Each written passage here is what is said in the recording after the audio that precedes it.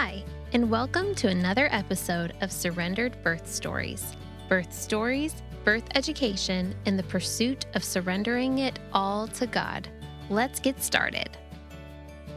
Happy February, everyone. We have reached month 2 of 2024 already. Yeah, I don't know. It's going fast for me. I wanted to share a quick story. So if you have been on my Instagram on Surrendered Birth Services and you have watched my highlight that says my story, the highlight basically just goes through my story and kind of where I came from and how I got to running this business and doing this podcast. But in it, you will see my son, Jensen, is my middle son, and kind of everything he's gone through, but also Jensen has really long hair, and he always has. Basically, he had the curliest, cutest, sweetest, blondest hair, and I never wanted to cut it.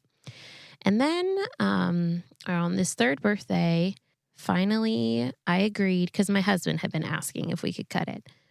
And on his third birthday, I finally agreed, okay, we can trim it a little. Even it up a smidge, because he had these like long curls in the back that just kind of kept going and looked a lot longer than everything else. So I said, okay, that's fine. We can trim it up. It's great. Well, we did that, and then I was cool with it. I was like, great. One of our friends cuts hair. She came to the house. She did it. Jensen was sitting on my lap. I was happy with it, and we were moving on. And then my husband said, he said, I just want to take like a little bit more off the edges, a little bit more off the sides. And I was like, I mean, I don't think it needs anything else, but like, if you think it needs something else, like just a little bit. He was like, yeah, it'll just be a little bit. So then I had to go get ready for work. And then Jensen sat on my husband's lap, and I was in the other room getting ready. So I didn't see what was going on. And when I came back out and saw his haircut, it was way more than just a little, which isn't our friend's fault because Chris was telling her to do it. But I mean, I don't think I've been so upset in our marriage, maybe ever, which sounds funny because it was over a haircut. But seriously, I love my son's hair so much. And I cried. Okay, so there's that. And I was mad. I was like mad crying. I didn't cry in front of them. I left and cried in the car. But oh man, I was so upset. He looked like Shirley Temple. Like it was not good. And so anyways, then I told my husband, I'm never cutting his hair again. And of course, you know, that's an exaggeration, never. But for almost 2 years, I didn't. So it finally got to the point after Christmas, this past Christmas, after the New Year, I was like, okay, we can cut it, because it was getting really long and stringy and not so cute and curly anymore. I think the length and the fact that he wasn't a baby anymore and the fact that it was winter and dry, like just kind of took all the curl out of it. And then it was just kind of messy, and he has a funny part and he has 2 crowns and it looks really, I don't know. It was losing its luster. So I let my husband cut it, and I'm still getting used to it. It's been a couple weeks and I'm still getting used to it. When your son has had long hair for as long as you've known him, basically since he started growing it, to see it so short is like, and it's not even as short as my other sons, but it's like really short for him. So I'm still getting used to it. I think it looks kind of mullety. So I think I want to cut it even more, honestly. But I have yet to post like an official picture of like, hey, here's his before and here's his after, because I'm just not settled about it. And it looks so much darker now. And he looks so, I don't know, you know, it's different. If you're a mom, you get it. You understand how big of a difference a haircut can make. Okay, anyways, moving on. Now you know about Jensen's hair. So, wow, I thought that was going to take me like 45 seconds to share. And like 4.5 minutes later, here I am. That's something, if you don't know it about me, I have a hard time summarizing a story. I don't know. For me, I'm like, oh, you need the details, you need the context, or you don't really understand what's going on. You can't really picture it in your head, or I want you to picture it accurately. So my apologies for this story, and any future stories that you think are too long, feel free to fast forward through them. Okay, so Now, it's February. Our Q&A episode is in less than a month. So if you could please submit a question or multiple questions for that episode, we are excited as we prepare. We're getting ready to record it. And so if you could submit your questions to our email, which is contact@surrenderedbirthservices.com. Or you can shoot us a message on Instagram, which our handle is Surrendered Birth Services. So if you haven't gone over there yet and followed us, please do. I update little clips of the podcast every week, along with a few other things. So please follow us over there. And also, if you haven't left a review of the show yet, please do. It helps us so much. It helps get this podcast in front of other people. We don't make any money from this podcast. I want to make that clear. There's zero income from this podcast.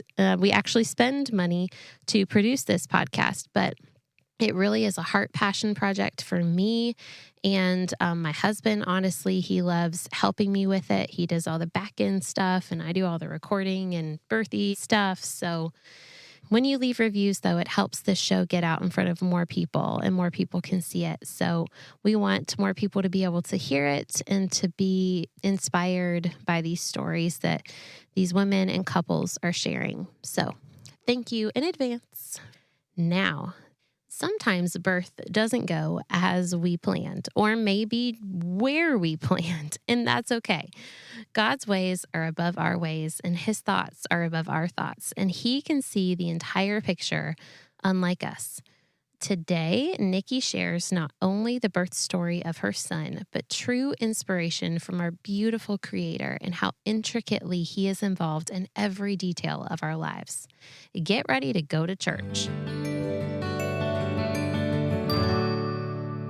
Well, welcome to another episode of Surrendered Birth Stories. Today, I have a very old friend who I haven't talked to in a really long time, but was able to reconnect through this podcast, which is really cool. So I'm going to have you go ahead and introduce yourself. Tell us a little bit about you, who you are, and kind of what your life is like right now. All right. I am Nicki Sippin.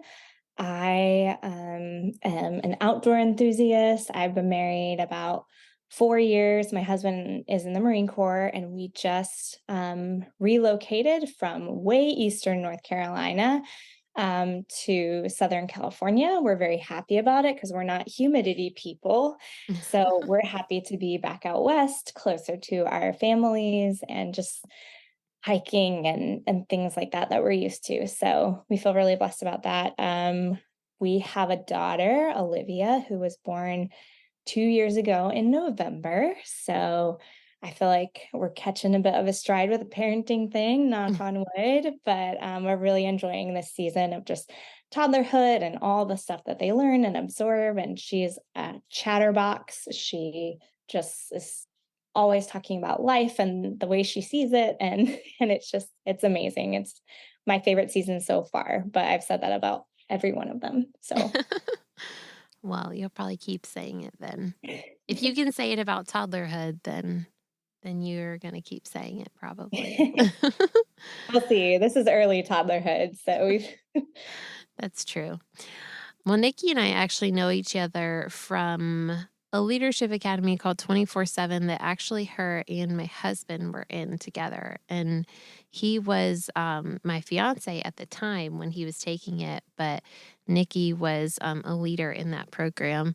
And I really appreciated her. She was always very nice to me, even though I was not always the easiest to deal with back in that season. I feel like I always had to be the bad guy and tell you, yeah, Chris isn't going to be around for that. Like after you had moved all the way from Ohio to be close to him during your engagement and the program just had a really demanding schedule, I felt like I was always the one that was like, so Kayla, like, bad news. Yeah, yes, that was definitely a season of intense growth for me, for sure. Looking back, definitely. But no, I always liked you. I always thought you were really sweet. Good, good. But today we're here to talk about your birth story, or rather your daughter's birth story. I'm so excited. Okay, so, because I know nothing about it. All I know is that you have a daughter. So I'm excited to hear this, because a lot of times I know about the birth stories coming on ahead of time. Sometimes I don't, and this is one of those times. So let's start with the pregnancy. How did that all come about? Was it a surprise? It definitely was a surprise. We'd been married about a year and a half, and we were like on a 3-year timeline for when we wanted to like start a family. I had signed us up for a like a Tough Mudder adventure race like that summer and everything. And it was just like totally early married season, like living it up. And then I actually did natural family planning. I'm a little bit crunchy and just like don't like putting unnecessary things in my body. So I was very much like, no, this is gonna work. And it did. It worked really well until like it didn't. And I really I really blame that on divine intervention. Like I'm like the worst person to advertise for natural family planning. But this was like for anybody that knows anything about ovulation tracking, this was 5 days prior to ovulation, which is, like, on the fence of whether or not you can even get pregnant, so that's very rare, and then, Uh-huh. like, with the condom that didn't break and somehow still And there still there was got a pregnant. pregnancy, so I really feel I really personally feel like the Lord was just like, "Nope, this is my time," and, very unexpected, was continuing to, like, track my temperature, and I used an app called Natural Cycles, and I kept putting my temperature in, and it was, like, kept it stayed a little high and didn't kind of, like, drop back down after ovulation. I kept thinking, like, "Am I getting sick or something?" And then the app was like just one day popped up like, "You should take a pregnancy test." And I was like, "What?" Like, "No." And so this was like COVID era, and I had a hard time after we got married and I moved to Jacksonville finding a job. So I was working at a coffee shop part-time, and it was like right before a shift on our coffee truck. And I like took a pregnancy test because I like had to know that somebody had like given me as a joke for my like wedding shower. And and so like that's the only reason I had it. So I took this pregnancy test. It was positive. I cried for like 45 minutes while I was getting ready for work. I went to work and then I came home and like I'm just off and on panicking about it at work the whole time because like life as I know it has just completely unraveled. And I remember thinking like it's just like this moment where your life from here on out would just never be the same. Like you can't rewind, you can't go put it back to, like, what it was before you became a mom, and I just wasn't even prepared to have that moment, and it was like, all of a sudden, I'm somebody's mom, I'm a parent, and I will be for the rest of my life, and everything that I've known the past 31 years has not been that, and all of a sudden, in a moment, it's all changed. So, I mean, I just luckily, if my daughter ever listens to this, luckily God knows better because it really is like a beautiful family story and stuff. But I told my husband that we were pregnant, bawling my eyes out again and apologizing to him for ruining our lives. Oh. Which is embarrassing to say, but, like, me of little faith was struggling hard, and he was such a champ. I don't know how he felt on the inside, but on the outside, he was very calm and just, like, held me while I cried and said, "We're only a year and a half ahead of schedule, and we're not unprepared to be parents, like, we're in our 30s, we own a home, we have jobs, like, it's okay, like, it's all okay." And so, like, I just really appreciated, maybe he was panicking like I was, but he just was a very calm, soothing presence and very kind of talked me down, and I remember in that season just, like, not wanting early pregnancy, didn't make any doctor's appointments, didn't wanna talk to the Lord about anything. I was just kind of like, "No, don't talk to me. Like, we're not we're not on the same page here." And I'm just like and I didn't tell any of my friends or family because I wasn't ready for people to be happy for me. I was just like, "No, like, I need" and so I was very, like, internal. And I remember one of my friends right before I got married, I was a youth pastor out in Colorado, and one of my friends out there had written a song called "I Will Remember," and the bridge to the song says, "This offering, though it may be costly, though my yes means suffering, I count it all as joy." And I remember, like, in that season of kind of shutting God out, it was those words that, this friend of mine had written in this song that really, like, broke through that fear, really, and that, just that unwillingness, that me digging my heels in about what God had for me and not wanting to step into it, and it was just like those words, "This offering, though it may be costly, though my yes means suffering, I count it all as joy." And I really just felt like once that broke in, I was so engaged with the Lord and what he had for me, and I remember him just promising me, like, I think my image of being a mom was this, like, stressed out basket case of a person that always is talking about how burned out they are, and then tells you, after 40 minutes of burnout talk, tells you, "Oh, but it's the best thing ever." And I'm just like, "Yeah, you're not really selling it." I just like and I felt the Holy Spirit say to me, like, "That's not my design for motherhood," like, that burnout and all of that kinda negative associations that I had, like, that's not for you, and that's not what it's gonna be like. And I remember him promising, like, motherhood will not be hard for you, and I knew by the word hard, he didn't mean that it wasn't gonna be challenging, and he didn't mean that there weren't gonna be days that were like, "Oh my gosh," but that overall, it wasn't going to be this, like, life-sucking thing that I had pictured in my head that I wasn't ready for. And so it was just a really sweet season of receiving the promises of the Lord and just, I mean, in all of that, I hadn't started on my prenatal care yet, and I just felt a total peace that everything developmentally was going well, even though I didn't have all this, like, the military actually put in my file that I was, like, late to care, and it was, like, on the top of all my paperwork because I just didn't had I went in for my first appointment, I think it was 16 weeks.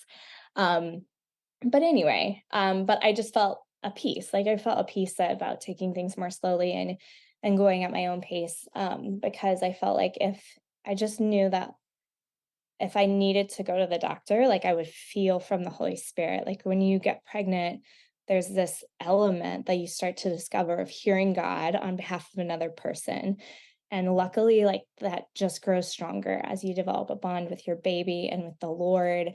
And so it was like this practice of, like, being in tune with God for me and then being in tune with God for her. And I feel like that was a really valuable skill that God started to develop in me very early on in motherhood. Like, she was just, this tiny little, plum-sized human being, and I just remember being like, "Wow, like, I can hear what God is saying on her behalf as well as on my behalf," and it was just like, just wow. It was wow. I'm sitting over here with goosebumps, listening to this and just on the edge of my seat. Okay, so you being in the military, I guess your care was kind of been chosen for you. Were you guys living on a base? So we were living just outside the base in Jacksonville. So my first couple of appointments were at the Naval Hospital on the Marine Corps base there. So all of Marine Corps medicine is handled by the Navy. So all of our Marine Corps hospitals are Navy hospitals. So that was my initial appointment and care, and I very early on though started looking into other care options just because um well, number one, way back when I was in ministry school as a 19-year-old little person who was not dating, was not thinking about marriage or childbirth or anything. I remember just one day studying in the scriptures and coming across in Galatians 3, where it talks about Jesus taking on the curse for us, and thus, like, we're not under a curse. And I went to one of my friends who was probably the strongest theologian among us in ministry school. And I said, I don't think it's theological for women to have pain in childbirth. And And I was, like, showing him some passages in scripture that I was reading, and he was just like, like, "You might have a case here," So I just, like, very, very early on, when this wasn't even, personal to me, I just was like, I think that this isn't what God has for believers, because when he came and he lifted, the curse of Eden off of us as Christians, like, we have a foretaste of when the curse is finally lifted. Like, 1 Corinthians chapter 15 talks about when the curse is finally lifted and all things are placed underneath the feet of Jesus, and the entire cosmos experiences redemption. But it's like we have access to that early redemption before. We don't have to wait until the second coming of Jesus. Like, the first coming of Jesus purchased our freedom from that curse.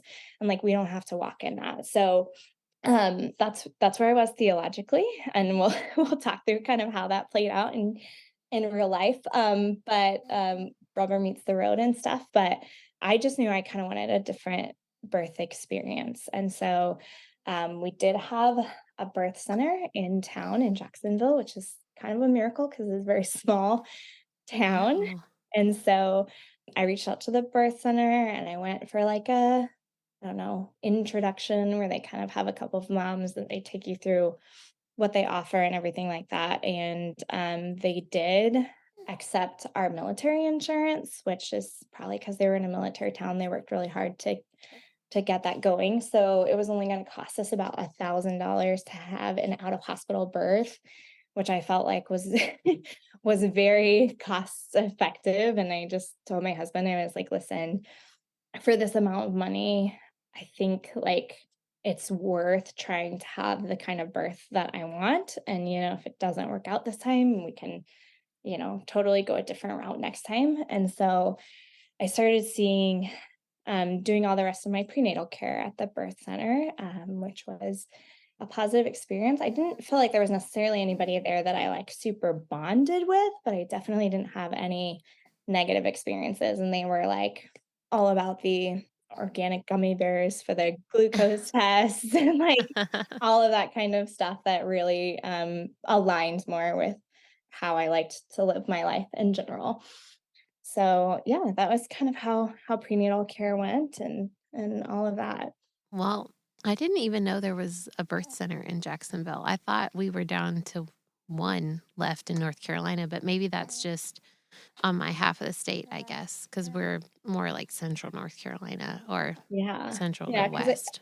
I think it's about probably 4.5 hours-ish from Jacksonville to Greensboro, so I'll have to it's look into that after this episode, but hopefully they're still open.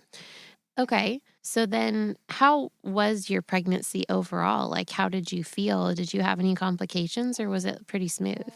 oh my gosh, it was great, actually. Like, first trimester, I was, like, flat exhausted a lot. Like, I found out I was pregnant, and I got a new job that was working from home for commercial real estate, but it was full time. And, I remember I had a meeting with my boss every day at 8 a.m., just like a quick stand up. This is what we need to get done for the day kind of thing. I remember I'd like crawl out of bed for that meeting and just like try to look alert. And then by like 10:30, I needed a nap. And so I would like lay down and I mean, luckily working from home, I could just kind of adjust my hours, which was so nice. But I remember even then being like, how do people do this with other kids? Like I was so tired. And then it was like 4:30 in the afternoon. Like I wanted to go to bed for the night.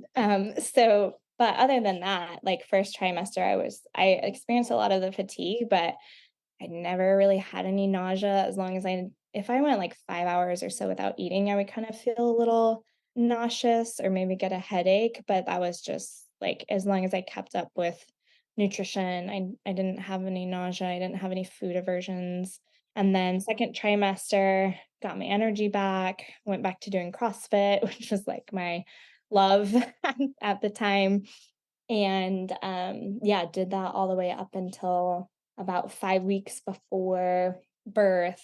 My car broke down, like, permanently kaput, and so we were down to 1 car, and it was really hard to get to the gym, but, generally just worked out my entire pregnancy and my my CrossFit community was great, and even some of the male coaches were, like, in their early 20s would be like, "Last night I was researching, like, pregnancy safe alternatives for this, whatever workout we were doing," and it was just so cute how they were like, "Yeah, we wanna make this work for you." So they really went the extra mile to, like, help tailor my workouts to be pregnancy safe. And one of the owners of the gym had done weight training throughout multiple of her pregnancies. So she's very knowledgeable on how to kind of do all of that safely. So it was a very blessed, I was very blessed to have that community. And I think just the stronger you are, and that, like they say, the more you work out and everything like that, it really does help when you get to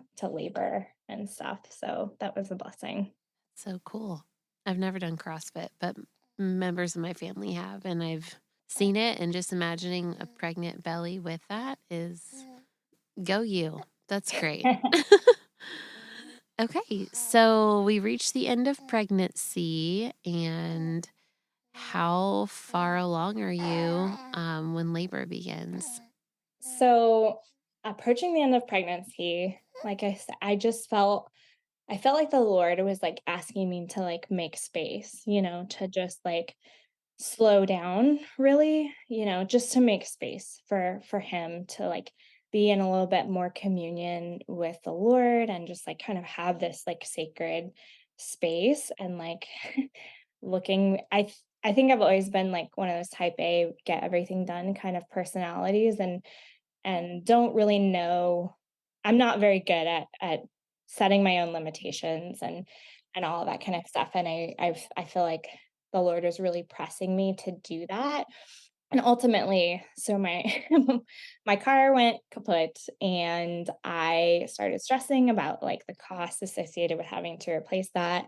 Simultaneously, I got an offer to do a side project for my cousin's company that was going to pay about $4,000 or $5,000, which is like enough to buy a decent used car.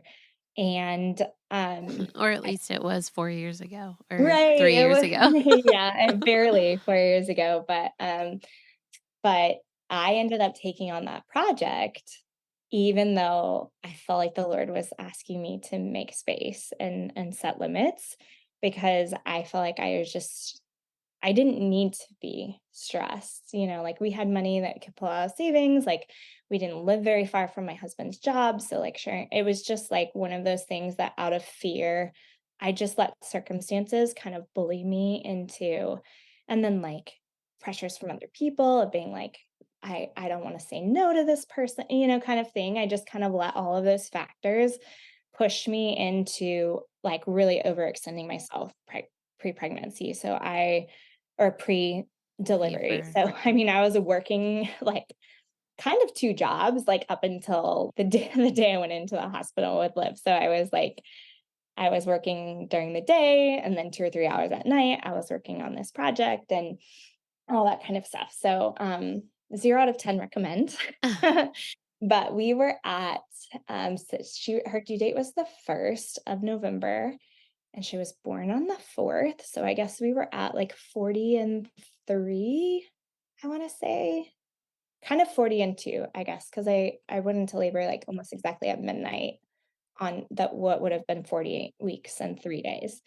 So, my mom came out the day before, I think, her due date, and, we took a lot of really long walks on the beach and on the trails, and I was definitely having, like, contractions throughout those couple of days leading up, but they just didn't stay, they would build up and then they would go away and all that. And then on the night I went into labor, I was just, like, in bed and I was sleeping, and I had been having contractions, like, throughout our whole walk, and then we went out to dinner, but, like, came home and laid down, and they just kind of went away. So then midnight, I get like a really sharp pain in my abdomen that woke me up. And I was like, oh my goodness. And then I was like, I need to go to the bathroom. Like, I need to pee because you always need to pee. So I got up to pee, and my water broke on the toilet. Oh, Um, and then like 0 to 60 went to having contractions that were just horrendous. they started 5 to 6 minutes apart immediately, and then very quickly we're down to, like, a minute and a half to 2 minutes apart, and they were lasting almost a minute and a half and, like, peaking on top of each other, just horrible. And so I feel like all of my coping mechanisms and all of my preparation, like, I just didn't have a box for that, like, everything that I had kind of practiced for was like a normal start to labor where you just start your contractions and they build slowly and you're able to kind of just find a headspace and talk yourself through it. But it was so like 0 to 60. I feel like all of my coping mechanisms just sort of like went out the window. Like I was not in control of my headspace. I was I was not anywhere where I needed to be, and which is one of those things, like, hindsight being 2020, I wish that I had had a doula for this pregnancy because I feel like that's what a doula does, is when you lose control of your headspace, they're the person that, like, takes you by the face and are like, "Hey, this is what we're gonna do. We're gonna try this. It's gonna be okay," and that kind of stuff, and I don't know why, but I just kinda felt like I could do that for myself, and, like, you can't. Like, when you're in that space, when it's really happening, like, just don't rely on yourself to remind yourself of those things, and I think I also kind of wanted this, like, super private, intimate experience with my husband where he was just, like, my main support person. I was afraid that if there was a doula that he would just be like, "Oh, I don't have to do anything," because he's kind of like one of those guys that's very uncomfortable around all that stuff. So I was like, "Okay," but also a dumb idea because, like, if they're not comfortable, being the only person as a support person is not gonna instantly make them comfortable.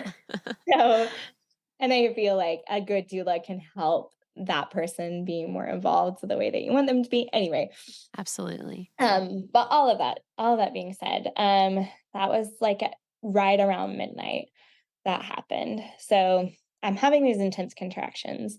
They're very close together. So I keep messaging the midwife at the birthing center saying, like, this is what's happening. And, all of the blogs you read and everything tell you that when your contractions are spaced short and really strong, then like you're in active labor and you can like go to the hospital or whatever. So I was just thinking like, why are they not letting me come in? Because she would just be like, no, just wait on it, whatever. And I was just like, oh my gosh, I just want to go in and stuff. And so then about probably 5:45, 6 in the morning, the midwife was like, "Okay, like, you can come in, I'll check you, whatever, we might not admit you," and all that. So, it was about a 15-minute drive to the birth center, so not a big deal. So we drive to the birth center, and we get there, and I just, like, oh, I was just I was in so much pain. I really was just in so much pain. And my mom is a labor and delivery nurse, and she was like a little panicky because she was just like, these are kind of like transition level contractions, and that's not where you should be in the labor process. So so she was concerned, but she was trying to keep that under wraps because I had enough to be concerned about. So I get there, we go in the room, I lay down on the bed, and she checks me, and honestly, it was such a painful experience, like, I feel like she was being a little bit rough just because I got checked later, and it was, like, not the same experience, and so I'm, like, totally tensed up.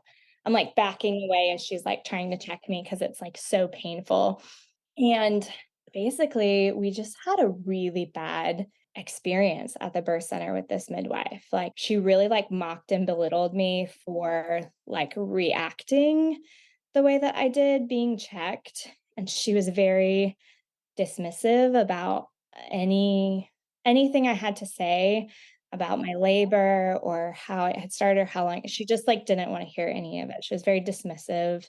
She was very condescending just in the way that she spoke to me and just very, like, it was honestly and, like, I mean, to the point, like, my husband and my mom were, like, shocked. They were like, "I've never" like, my mom works in a hospital, she's never I've never heard a care provider speak to a patient that way. And so Wow. So it's just like, and I think especially having chosen a birth center for an empowering experience, that's just not what you expect to walk into. Like Right. the whole ethos really of like natural birth is to empower women. And it was just such a disempowering experience going in. And she said, you need to go home, take a Benadryl and go to sleep. And I was like in space, like every time I laid down, my contractions got so much more intense. So I'd been really laboring on my feet for about 6.5 hours by this point, and there was just, like, no help to be had, and I really the birth center was very clear, like, "We don't admit you just because your water broke, like, that's not how, natural" and so I really don't have any qualms with being sent home or anything like that because they were very upfront about those kinds of things, but Wait, so how far along were you dilation wise?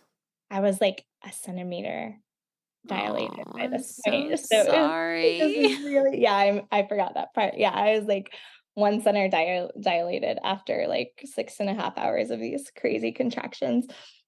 So yeah, they she sent me home, and I think I was just really looking for something that was more like just being treated kindly, especially I feel like when it's your first time in labor and there's so many new things you're experiencing, to have somebody that just speaks to you calmly and, reassuringly is so valuable in that moment. And so, which was not the was not the way it went down. So we went home and I probably labored another hour, hour and a half maybe, and I just could tell I was wearing out, like, I was just getting very exhausted, and like I said, laying down was just even more uncomfortable, and, so I started thinking, and it took me a long time to think this out because it's like you're trying to think between contractions, and they're just coming so fast.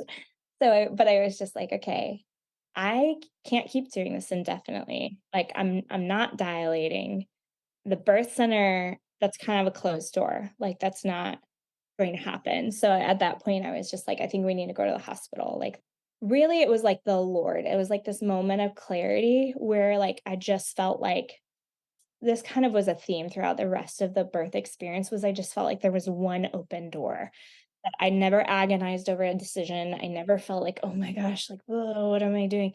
It just felt like there was one open door, and I just as chaotic as all this sounds, I felt so much peace, like, in the midst of it. Like, there up until this point was not a moment where I felt panicked. I felt a ton of pain.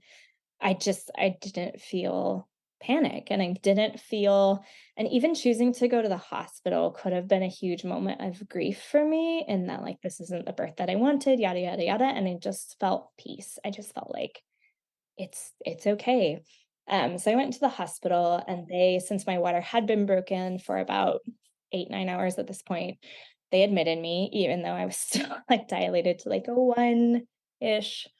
So they admitted me, got me into a room, and then I opted for IV pain meds because I didn't I still I still didn't want an epidural. I still didn't want to do the whole Pitocin route. And so um I did IV pain meds, and, for anybody that's never done that, I describe it as being, like, in, like, a twilight zone kind of tunnel of pain because you can still feel probably 70-80% of the intensity, but you just can't really keep track of it. It's like you're it's like your mind is so, like, kind of loopy that you don't know how long it's been, and you're not, like, agonizing through each contraction, and you're not thinking about the next one coming because 'cause you're not thinking about anything, like, you are in La La Land, but it still hurts. Like, we have, like, some of my paperwork, which is yeah, totally illegal, but I was thankful that they put me on IV pain meds right away, but they still had me do some sign-in papers, and some of my signatures just, like, really trail off at the the end because I was, like, gone mentally. So I'm having this experience. You go through that for maybe, I don't know, like 2 hours or so. Um, and then sort of as those start to wear off, they check me again and I'm at 6.5 centimeters dilated. So, And what time is it in the day at that point? we're probably pushing around like noon. I think we headed to the hospital around like 8:39 ish. And then by the time I got like checked in and then put on IV pain meds and all of that, we're probably around like early midday of, yeah, but actually the day before she was born. So, Oh. dun dun dun. Dun, dun, dun. This gets more interesting. Yeah. Okay. That was around noon-ish, I think, trying to keep track of stuff. But anyway, so yeah, I mean, clearly all my body needed to do was like relax. Like I had 10 step and like was fighting those contractions and stuff and just couldn't find a way to like help my body relax. And the IV pain meds were like, you can't tense a single muscle in your body. And so the contractions from then on were really, really effective. And in the span of like about 2 hours, I think I had progressed really, really far.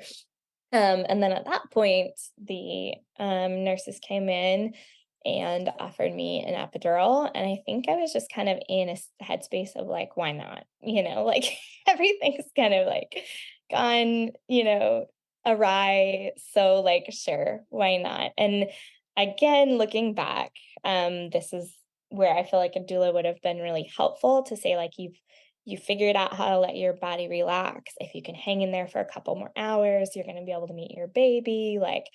Because hospitals don't tell you about possible effects. Like, a hospital wouldn't look at you and say, in 60%, this is a made up number, so not a medically accurate, but like in 60% of cases, epidurals are known to slow labor progression. Like, do you still want an epidural? It's like you're not given like a fair kind of view in order to kind of assess that in your brain, and I really just feel like that's something that all medical providers could do a better job of just saying like, we're happy to provide whatever kind of care. These are some of the things that can not even just go wrong. Like, there's nothing wrong with slowing labor, but is that the kind of thing that you want? And is that, do you want to risk your body reacting that way? Anyway, so all that, I was like, yeah, sign me up. Sounds great. I was really tired. So I was like, we'll get an epidural. So the epidural team came in. And by this point in time, so this was still during COVID policy wise for the hospital, even though this was end of November 21. And so I was only allowed one support person. So my mom had to stay behind. And so she was like, and actually, this was her birthday. November 3rd is her birthday. So she was at home with our dog on her birthday. I'm texting my husband incessantly at the hospital, who is not great at responding.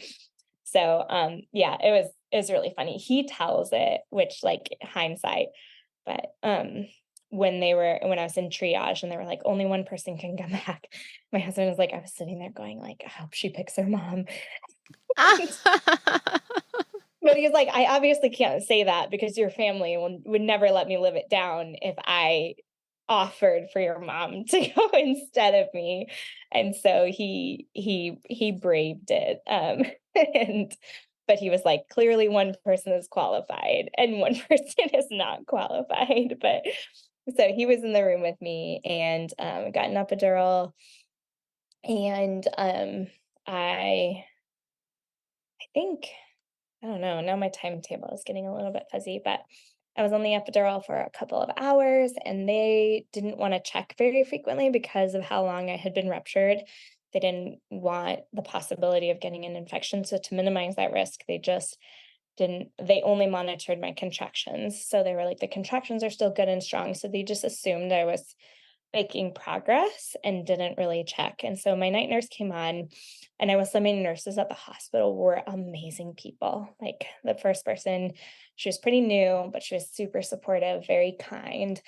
And my night nurse was, she was, I think, maybe in her late 50s or early 60s, just kind of sassy, but very she was like, we're going to try to make this the birth that you want to have. So she called the epidural team back in, had them turn my epidural down to like a 4 so I could feel a lot of things in my legs in order for me to be able to change positions. And so every 20, 30 minutes, I was changing positions, just trying to keep labor going. And this woman, she came in my room because changing positions, those heart monitors don't really stay on your belly very well.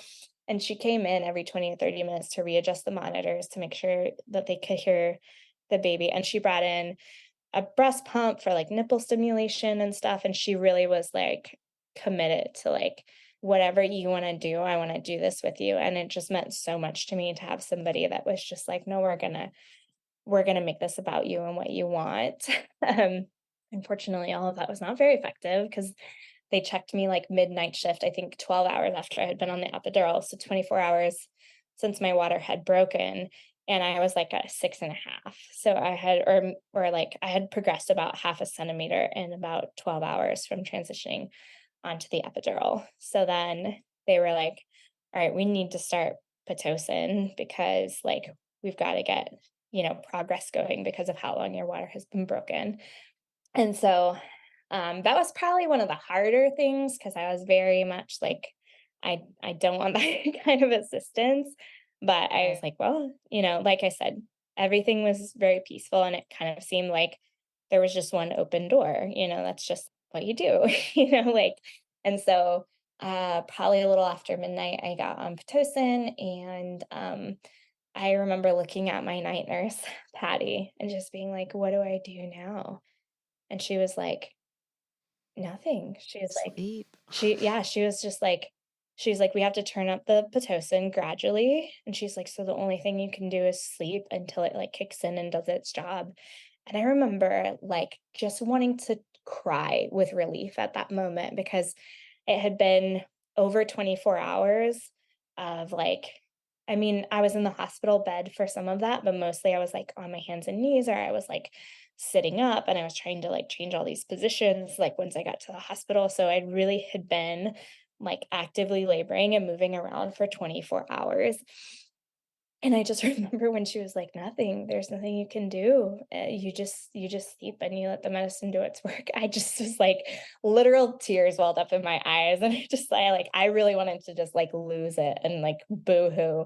I didn't, but I was like it just the relief that I felt of just, like, you did everything you could do. Now it's time to just, like, let things play out. So that's that's kind of how it went the rest of the night. I slept. It was so nice. I had my like worship music playing and just again, always feeling the presence of the Lord, always feeling a peace in spite of the chaos. And then early in the morning, I started to spike a fever and I ended up getting a choreo infection, which is an infection of the uterus. And so I was running a high fever, so they pulled 2 bags of antibiotics to run through my IV, and so I had a round of antibiotics through my IV, and then, the night nurse hung the 2nd bag of antibiotics, but the 1st bag wasn't through running, so she didn't open the 2nd bag, obviously, because she couldn't do both at once. But somehow in shift change between the night shift and the day shift, that got missed, that the other bag of antibiotics never got fully run. And, so progressing the Pitocin, they had to turn up really high in order to get my body, like, back in gear.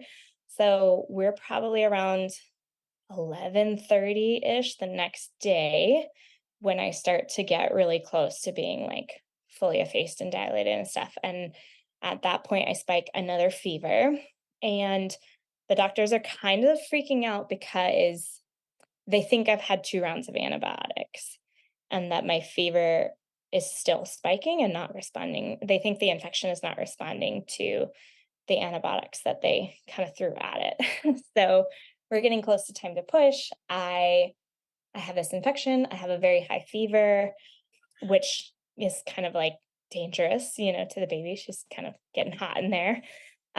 So it was like, it was tough, but I was freezing. So I was, like, laying on the hospital bed, shaking up and down, just, like, shivering. I was, like, begging for a blanket. They're like, "You can't have a blanket, I'm sorry, like, your baby's, in an oven, basically, like, we can't give you a blanket, we can't give you," like, you just kind of have to tough it out. And I remember that was probably, other than how labor started, that was like one of the top 3 hardest points, was just feeling I was freezing, and there was just like no help for it. Luckily, soon after that, I was ready to push, and so the effort of pushing really kind of warmed my body up. Yeah, and that was one of the things that surprisingly I did not do a lot of. I knew it was like better for your body to not like push on your back and stuff like that, but I didn't really realize like, that there were other options, particularly if you had an epidural and stuff like that. So yeah, I was pushing her out on my back, and it was pretty effective. I think I had like about 45 minutes of pushing, but then her heart rate started losing variability. So, her peaks and valleys were getting closer together, and the doctors were starting to get concerned.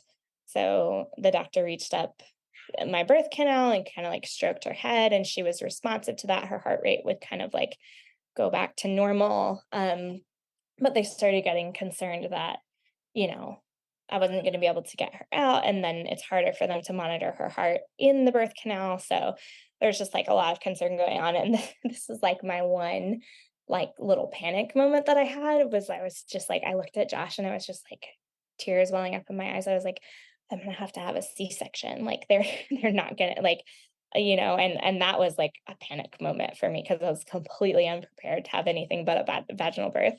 And he can be so calm in places, and I don't know where he pulls it from because he definitely was, he's not like this massive educated childbirth person, but he was just like, no, remember they talked about being able to like do a vacuum assist or or forceps or something. He's like, we're not out of options.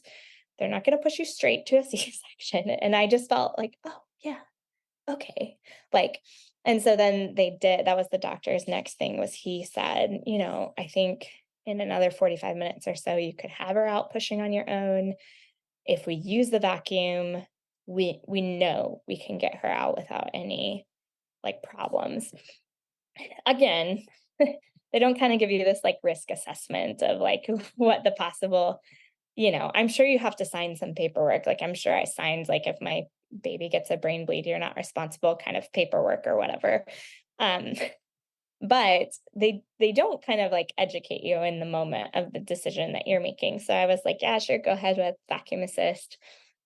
Um, yeah, so the vacuum was on her head for like 3 pushes, maybe 6 pushes, I can't really remember, but very short amount of time. They basically use the vacuum to keep her from like backing out, like back, how you like push and then they kind of retreat up a little bit. So they kind of use the vacuum to stabilize her so she didn't pull back. And then yeah, so she came out, and that was like 1:37, so 37 hours ish after my water had broken. She was in the world, and she was 8 pounds exactly, and she came out with like a head full of hair, which is not really well. I'm not gonna lie, I was kind of expecting that because I thought she was gonna look exactly like my husband, who's half Filipino.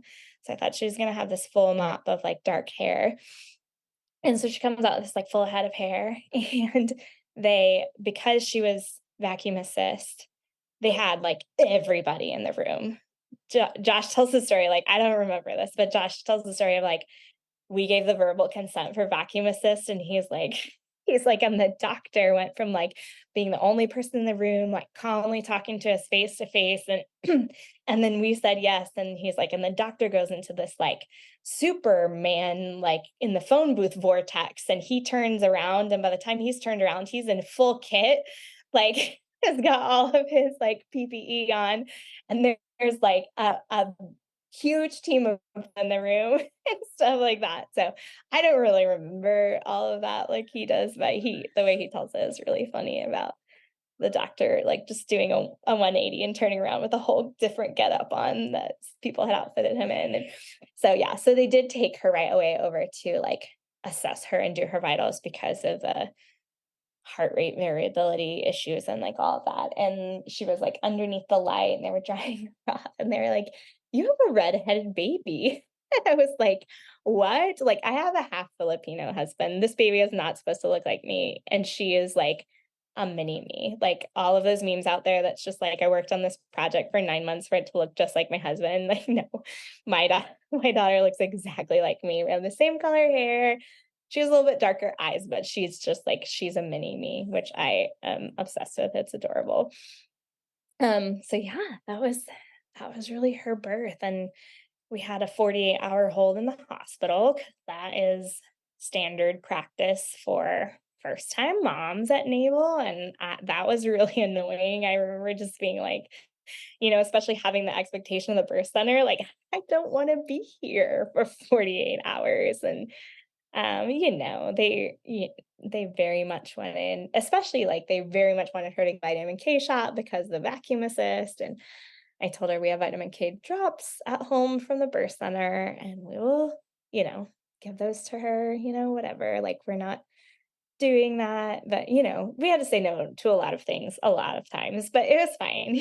We were pretty prepared and on the same page. I will say she didn't have a name for quite a while because I felt like one of us was always asleep for like the next like 24, 48 hours. And we had had it down to two names when we went into the hospital room, and we just for us to be both awake and, like, coherent took a while, and they kept on being like, "What's baby's name?" And we're like, "I'll tell you when he wakes up," but then I'd be sleeping, so anyway, so we landed on Olivia Faye. My husband's middle name is Oliver, so that's after him, and yeah, she's wonderful.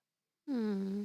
I really appreciate you sharing all of those details and gosh, the way a birth can twist and turn, like, and not knowing, especially because when you first started, again, I knew none of this. So when you first started and you said that you woke up and your contractions went from like, 5 to 6 minutes to like really close together, lasting like a minute and a half, I was like, oh, this is going to be one of those lightning births where, she has a baby in 5 hours for her first baby, but that did not happen.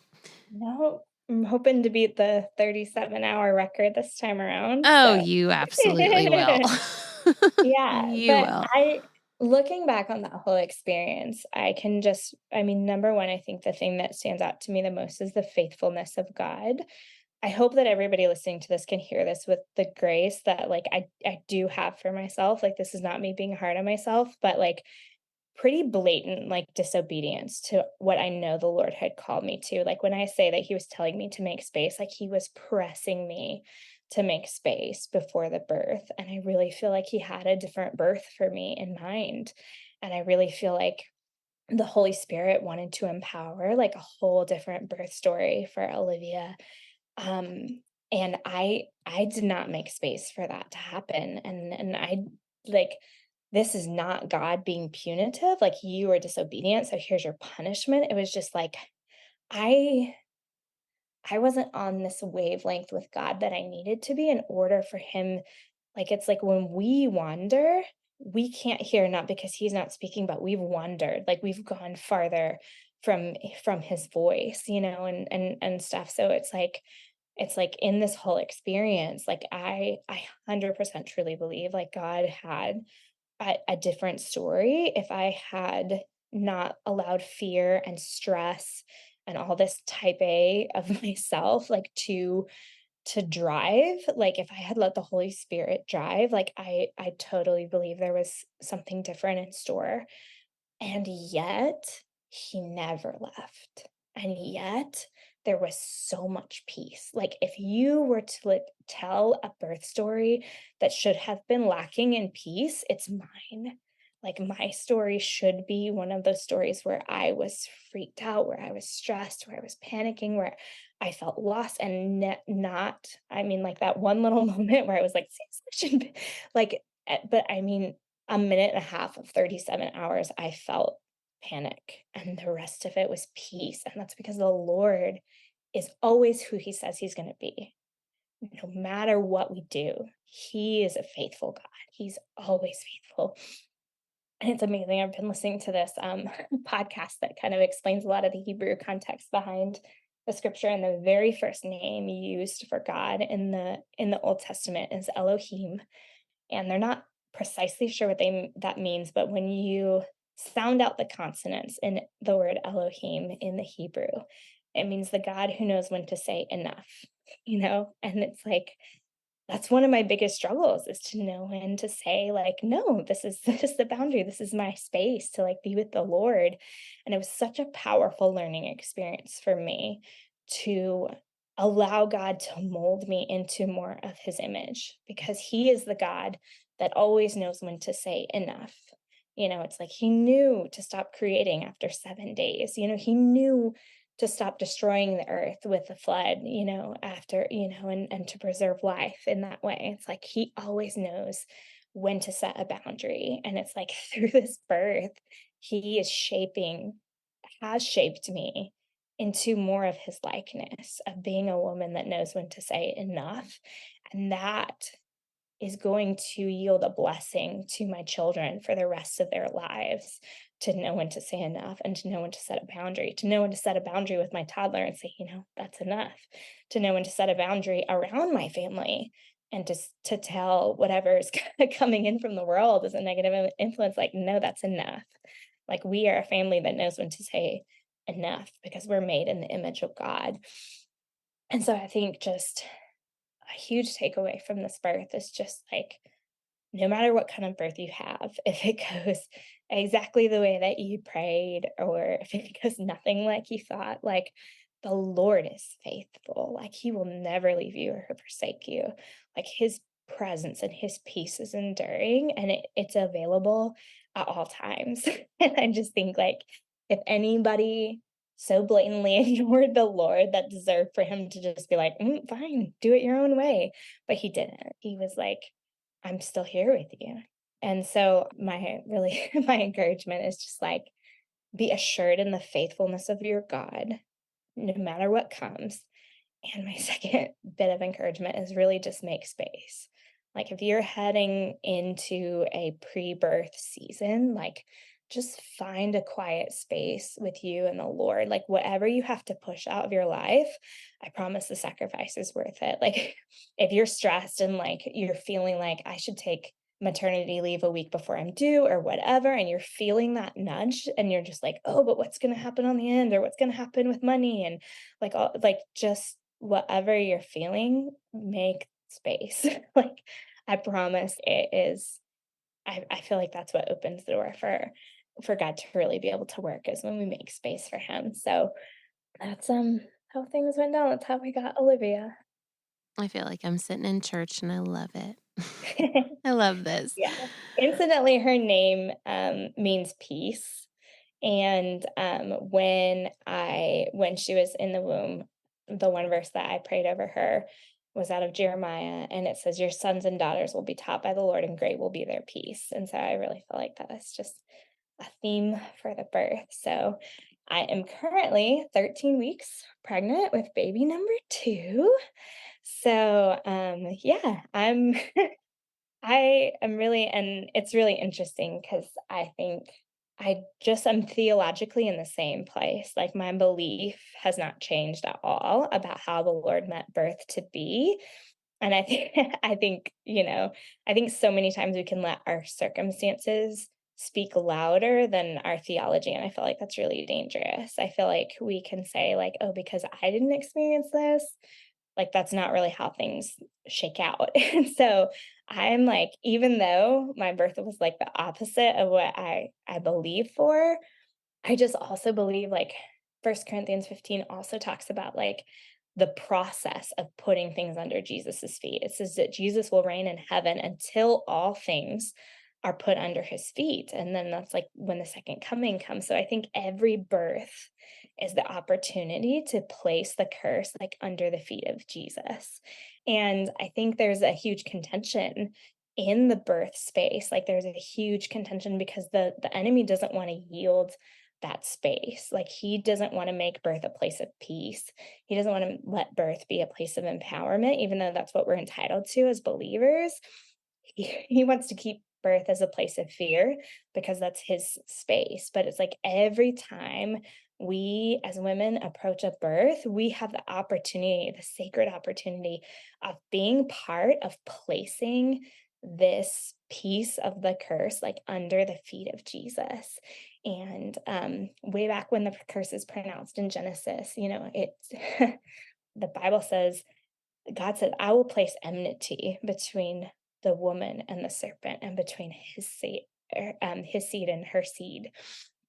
And this word enmity means an ever growing hatred. So, this hatred that the enemy has for women and that we should have, like this holy hatred that we should have for the enemy, has been growing ever since like the beginning of time. And it's like our seed, these babies that we are birthing are part of like God's army that's going to crush the serpent's head. Like Jesus was the ultimate seed of a woman that came and crushed the enemy's head. And it's like our seed, these babies that we're bearing, are to grow up and be people that in turn place all things underneath the feet of Jesus. So ultimately, his transformation, his second coming comes like a wave and puts everything to right. And then we don't even have to fight. We don't even have to contend. We just like everything is automatic. And I remember somebody telling me this story because both my good friend and I are 6 months apart, our babies, and we both wanted to have this like pain-free supernatural birth experience, and neither of our births went the way that we wanted them to. But I remember talking to a missionary in the Himalayas, and he says that there is this mountain where the origins of some of the world's oldest non-Christian religions are kind of in this space. And he said that people go up there to prayer walk, and sometimes they get sick and, crazy kind of demonic stuff. Anyway, there's a point to this, but and I think that the enemy is hesitant to cede some ground that he has controlled for so long. And I feel like birth, and that's what I told my friend because she was kind of having a hard time spiritually processing in the aftermath. And I was just like, some of these battles, like we just keep fighting. And it's been really encouraging listening to this podcast and hearing so many first time birth stories that were like full of chaos and so many second and third time birth stories that are just completely the opposite. And you see that the enemies had to give ground in all of these women's lives, and you see the way that God intended things to go like happening over and over again. And I think that's just what's so powerful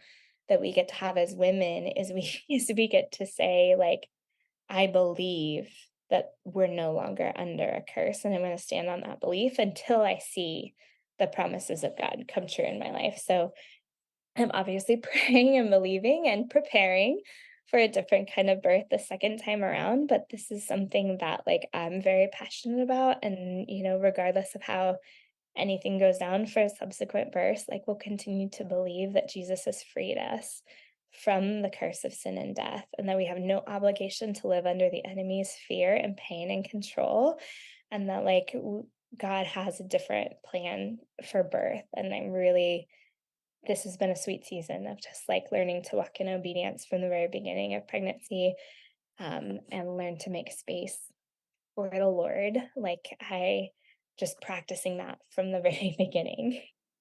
Mm, I'm loving that. I feel like I just want to keep talking to you for the rest of the night.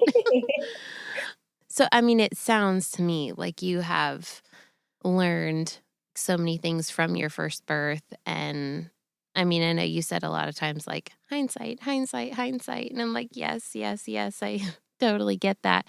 So I assume now, I mean, I would love to have you back on to tell your second birth story whenever he or she Yeah.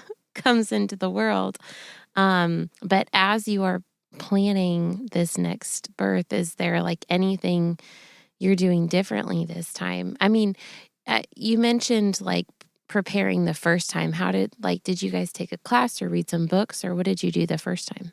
Yeah, so the first time we did take several classes at the birth center, like that had some like natural pain coping mechanisms and, a bunch of, I feel like it was a pretty standard, like out of hospital birth class suite that we attended. And I will say postpartum, I did get some care at the birth center, even though it was like I just, I had a bad taste in my mouth. So I didn't love going back there, but they had a lactation consultant on staff, and my daughter had a little bit of a lip tie.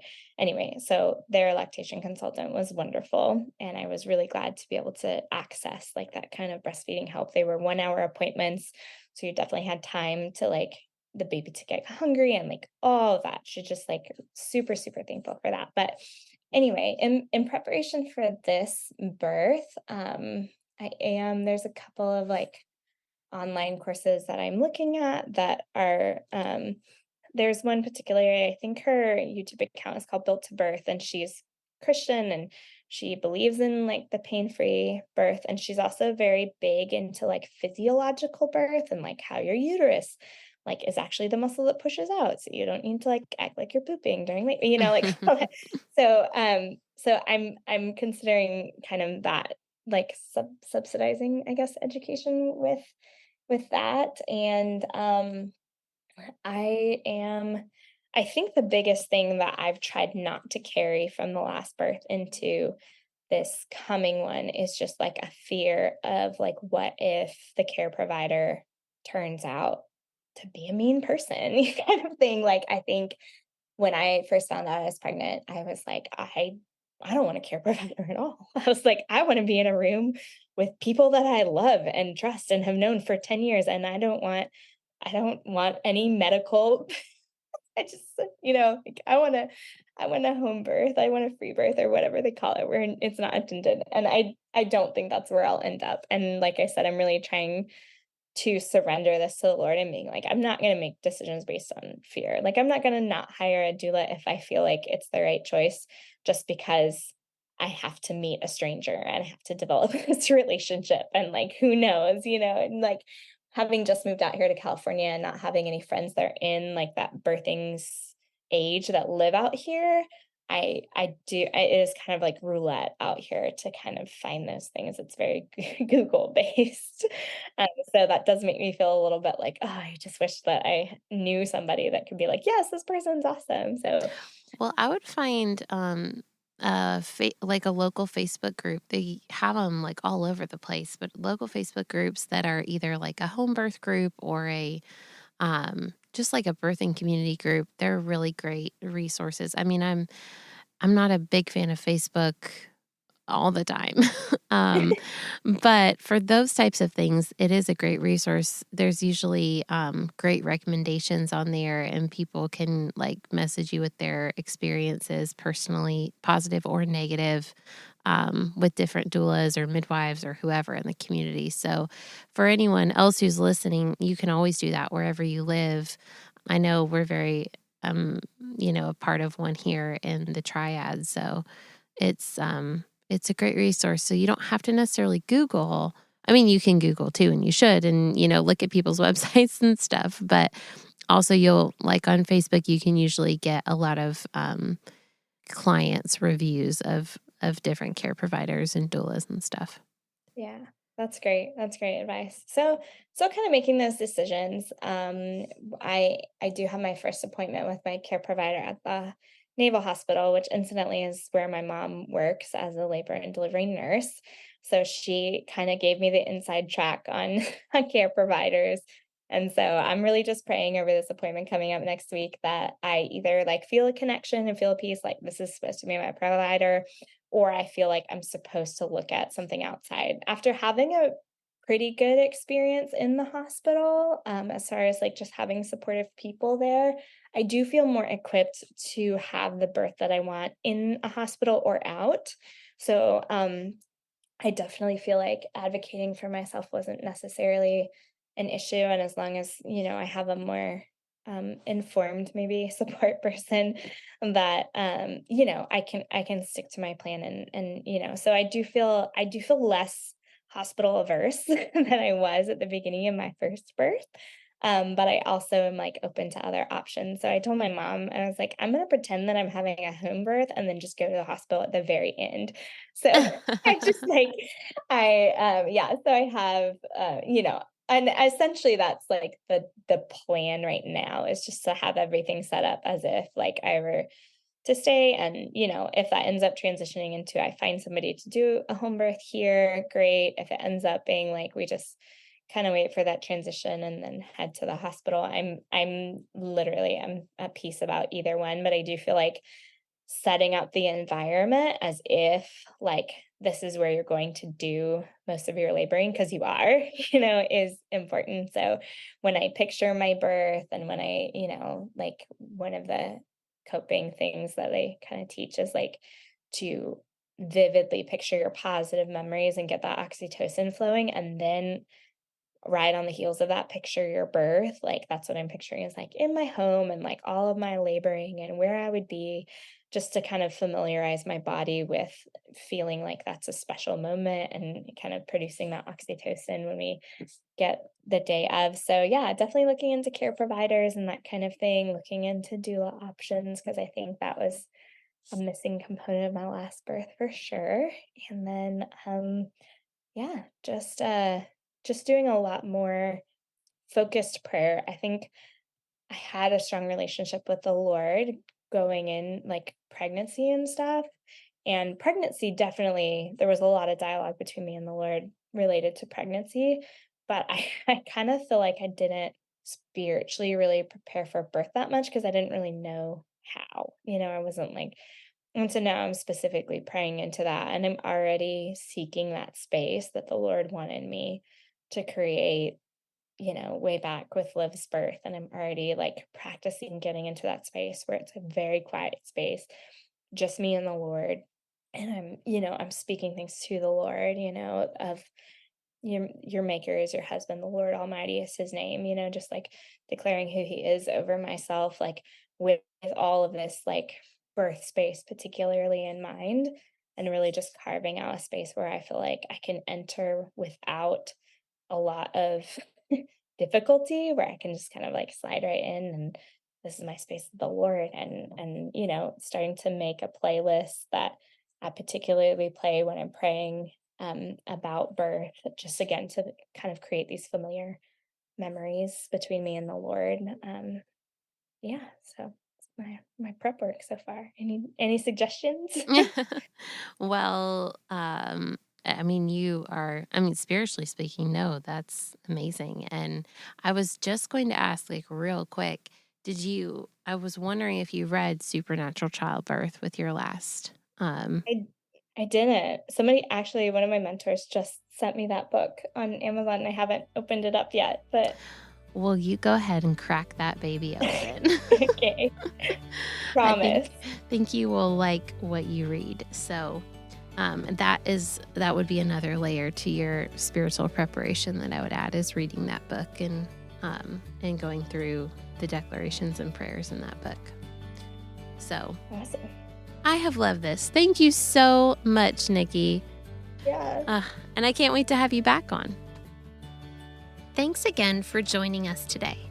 Be sure not to miss an episode by hitting subscribe. Also, we'd love for you to leave a review of the show so that more people like you can hear more stories like these. If you're local to the Triad of North Carolina and seeking childbirth classes, birth consultations, or a birth doula, please click on the link in the show notes to take you to our website for more information.